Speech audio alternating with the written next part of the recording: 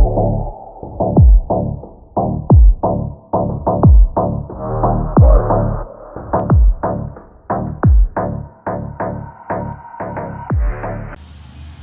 siang Ibu, selamat datang Ibu Rina. Terima kasih telah menyempatkan waktu untuk datang kemari. Senang bisa bertemu di hari ini ya Bu. Gimana kabar Ibu hari ini? Selamat siang Bu, keadaan saya baik Bu. Jadi sebelum kita mulai konseling ini, saya akan menjelaskan apa itu konseling keluarga. Jadi sebelumnya Ibu sudah pernah belum melakukan konseling ini? Belum Bu. Nah, jadi konseling keluarga ini adalah untuk intervensi psikologis yang berfokus pada dinamika hubungan antara anggota keluarga, di mana konselor membantu keluarga memahami pola interaksi, peran, komunikasi, dan juga konflik yang terjadi, dengan tujuan menciptakan keseimbangan dan keharmonisan. Jadi konseling ini memiliki asas-asas. Yang pertama itu ada asas kerahasiaan. Contohnya, konselor tidak boleh menceritakan isi sesi kepada anggota keluarga lain tanpa izin klien. Kedua, kesukarelaan, artinya anggota keluarga yang terlibat konseling harus bersedia dan sadar untuk mengikuti proses bukan karena dipaksa. Yang ketiga, keterbukaan. Konselor tidak memaksa, keterbukaan dibangun mulai terasa aman dan percaya. Nah, jadi sekarang Ibu boleh cerita apa yang sedang Ibu alami? Jadi begini Bu, entah kenapa saya sering merasa suami saya kayak menyembunyikan sesuatu gitu Bu. Apalagi kalau dia sibuk main HP atau pulang agak malam, saya langsung mikir yang jelek-jelek Bu. Ketika Ibu melihat suami seperti itu, apa yang biasanya langsung muncul di pikiran Ibu?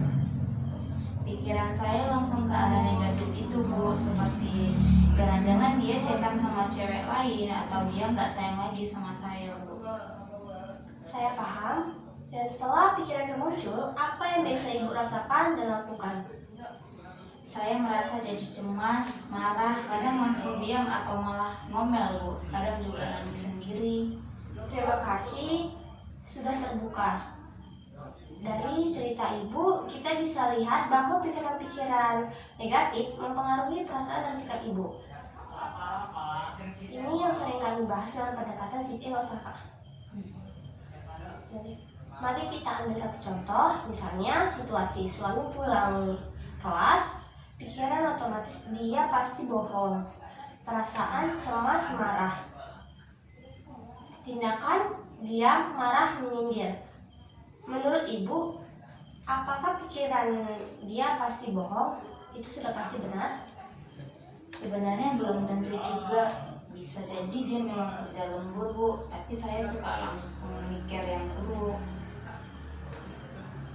Itulah yang kita sebut distori kognitif. Pikiran negatif muncul cepat dan kalau tidak disadari bisa menjadi merusak hubungan. Sekarang mari kita coba ubah dengan alternatif pikiran yang lebih realistis. Kira-kira bisa diganti dengan apa? Mungkin dia lembur atau kena macet, belum sempat ngabari Bu. Bagus sekali. Kalau pikiran itu yang muncul, kira-kira perasaan Ibu jadi bagaimana? Mungkin saya bisa lebih tenang, gak terlalu emosi gitu Bu. Nah, itu tujuan dari proses ini. Kita tidak menekankan emosi, tapi belajar mengelola pikiran supaya emosi dan sikap kita juga lebih sehat. Hari ini Ibu sudah bisa mengidentifikasi pola pikir yang selama ini muncul secara otomatis dan mulai belajar mengganti. Hari ini Ibu sudah bisa mengidentifikasi pola pikir yang selama ini muncul secara otomatis dan mulai belajar menggantikannya dengan yang lebih rasional. Ini langkah penting dalam memperbaiki hubungan Ibu dengan suami. Iya Bu, saya merasa sedikit lebih sadar sekarang. Ternyata banyak pikiran saya yang belum tentu benar, tapi langsung saya percaya. Itu sangat manusiawi Bu. Yang penting sekarang Ibu sudah mulai menyadarinya.